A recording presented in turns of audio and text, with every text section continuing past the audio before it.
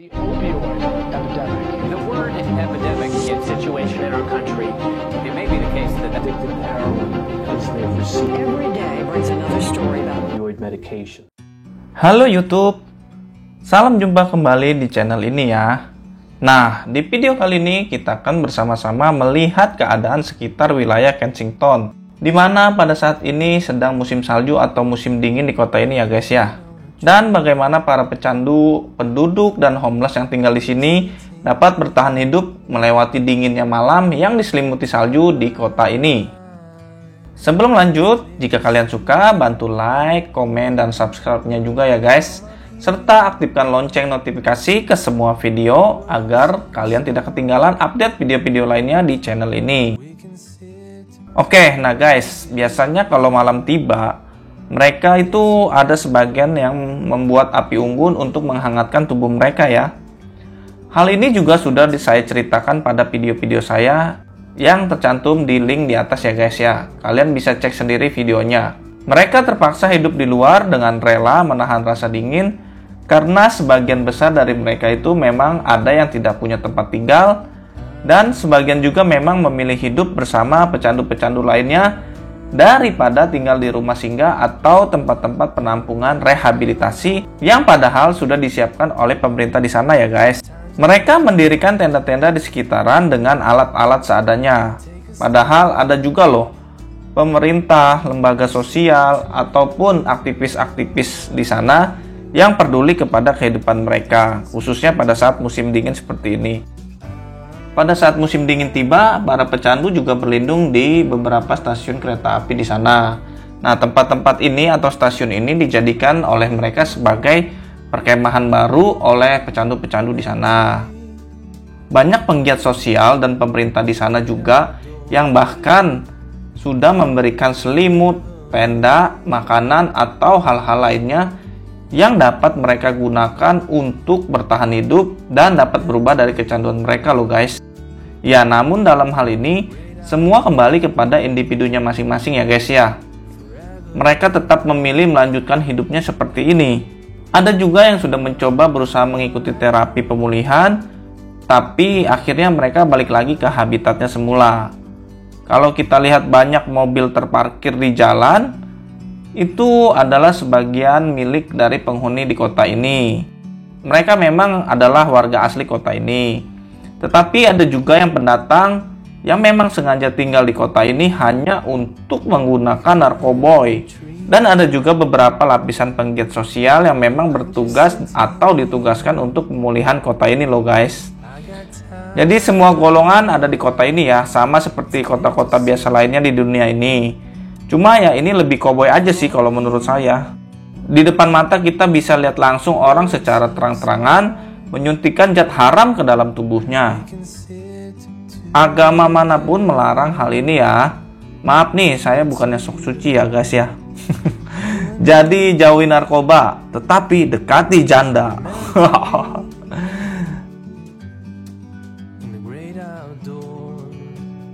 Selain masalah penyalahgunaan narkoba dan obat-obatan terlarang, yang menjadi permasalahan lain dari kota ini adalah yaitu penyebaran HIV.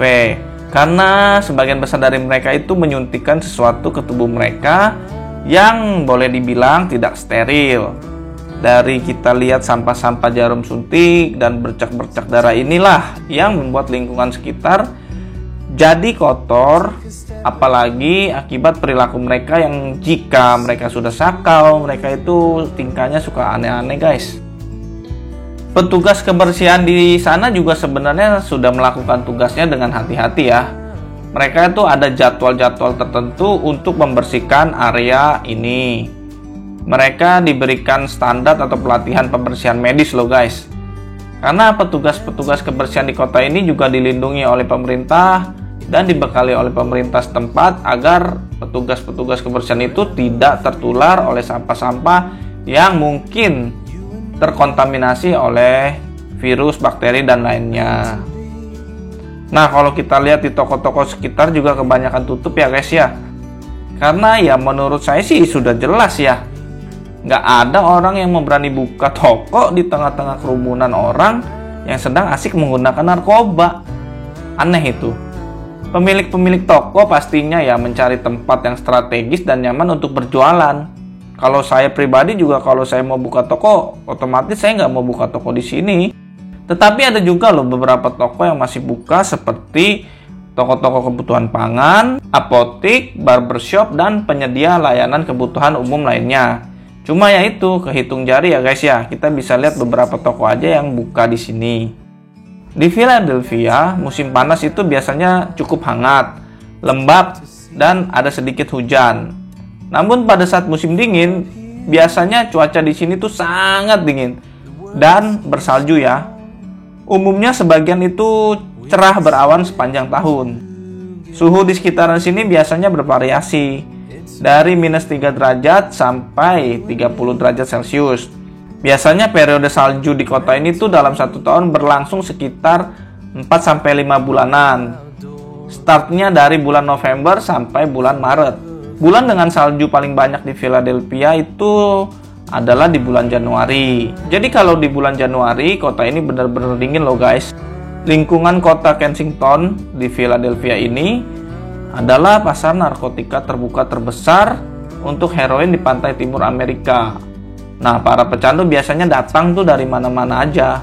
Dan banyak sekali mereka yang menetap di sini. Kebanyakan orang yang menyuntikkan heroin itu karena harganya jauh lebih murah daripada kita minum obat penghilang rasa sakit. Dan heroin di Kensington itu sangat-sangat murah. Kurang lebih kalau nggak salah harganya itu adalah $5 per packnya. Tetapi penggunaan heroin di tempat ini tuh sudah beralih, maksudnya bermutasi ke penggunaan fentanyl. Jadi fentanyl tuh lebih banyak ditemukan di sini dibandingkan dengan heroinnya. Fentanyl itu adalah obat sejenis opioid sintetis. Itu semacam penghilang rasa sakit. Philadelphia memiliki tingkat overdosis tertinggi dari 10 kabupaten terpadat di Amerika lainnya loh guys.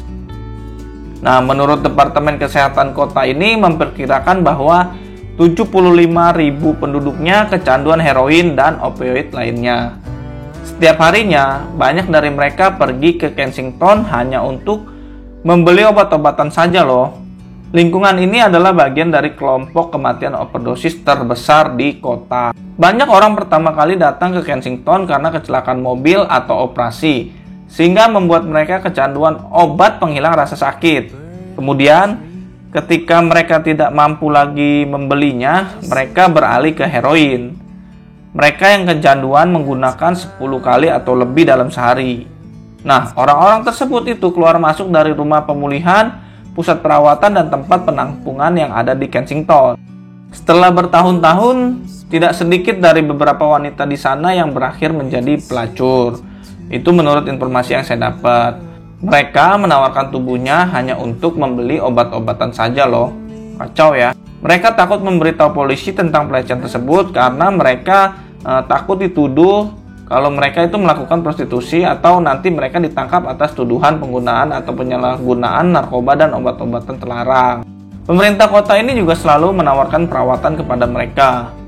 Tetapi sebagian besar pecandu heroin yang dipindahkan itu tidak mau menerimanya. Sehingga mereka mencoba mencari cara untuk misalnya pindah ke gereja-gereja yang runtuh, gereja-gereja yang tidak dipakai lagi, gedung-gedung yang terbengkalai, tanah-tanah kosong. Nah, kumpulan-kumpulan ini mereka mendirikan tenda di sekitar halaman rumput di kota-kota Kensington. Mereka berkumpul di sana, duduk-duduk di bangku, di bawah rintik hujan sambil menyuntikkan narkoboy ke dalam tubuh mereka ya. Pemerintah juga kesulitan membereskan masalah narkoboy di kota ini karena mereka berupaya untuk memindahkan dan memberikan pelayanan yang lebih layak untuk para pecandu. Namun di dalam lingkungan tersebut juga banyak sekali pengedar yang berbaur menjadi satu dengan masyarakat pada umumnya. Jadi pada saat petugas mengambil langkah preventif seperti perbaikan lingkungan dan lain-lainnya, para pengedar ini tuh lebih agresif ke pengguna-pengguna. Oke ya guys ya, itu beberapa informasi mengenai kota ini. Jika ada info yang mau ditambahkan, bisa ditulis di kolom komentar ya. Nantikan video-video selanjutnya dan simak terus sampai habis videonya agar kalian paham betul mengenai keadaan sebenarnya di kota ini. Bye YouTube!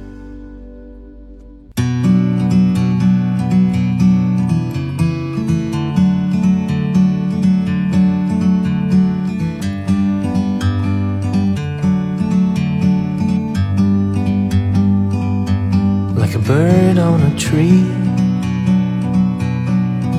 I'm just sitting here. I got time, it's clear to see. From up here, the world seems small. We can sit together. It's so beautiful, you and me. We meant to be in the great outdoors, forever free.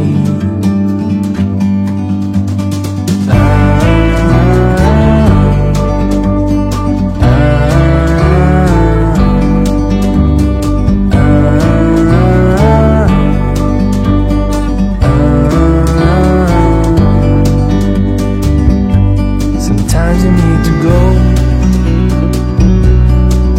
and take a step back to see the truth around you. From a distance you can tell.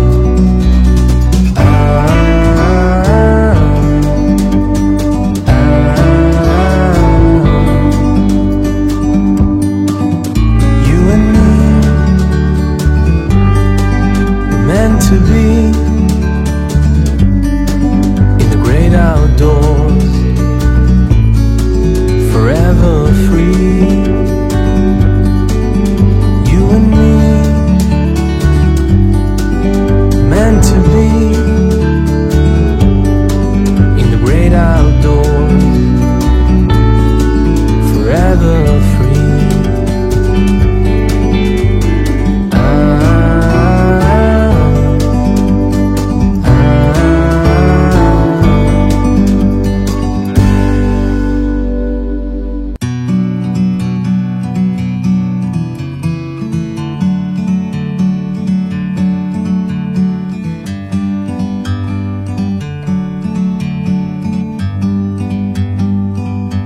Like a bird on a tree,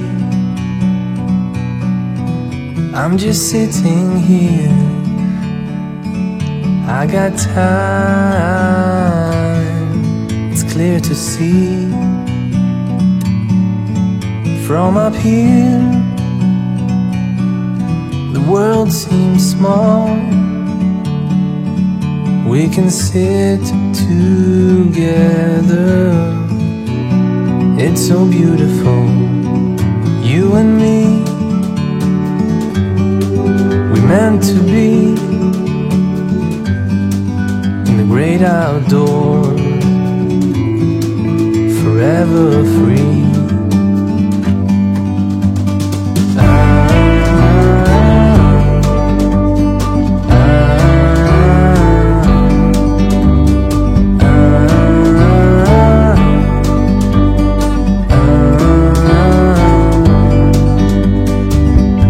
Sometimes you need to go and take a step back to see the truth around you. From a distance you can